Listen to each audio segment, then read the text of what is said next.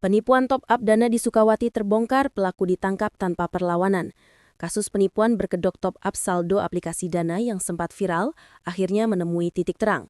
Unit Reskrim Polsek Sukawati bersama tim Opsnal Polres Gianyar bergerak cepat dan berhasil menangkap pelaku, I Gusti Ngurah GRY, pada Minggu 7 Denpasar 2025 di kawasan Denpasar Timur.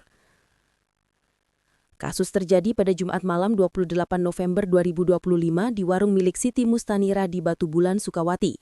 Pelaku datang memakai pakaian adat Bali lengkap, baju hitam, kempen batik, saput poleng, hingga udeng batik hijau agar terlihat meyakinkan. Ia meminta top-up saldo dana sebesar Rp750.000. Namun saat korban lengah, pelaku langsung kabur tanpa melakukan pembayaran. Korban pun mengalami kerugian penuh.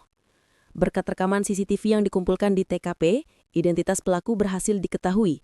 Tim gabungan kemudian menuju alamatnya di Kesiman Petilan dan Pasar Timur dan menangkap pelaku tanpa perlawanan. Dalam penyelidikan awal, pelaku mengakui seluruh perbuatannya. Parahnya lagi, ia ternyata seorang residivis kasus narkoba. Atas aksinya tersebut, pelaku dijerat pasal 378 KUHP atas tindak pidana penipuan.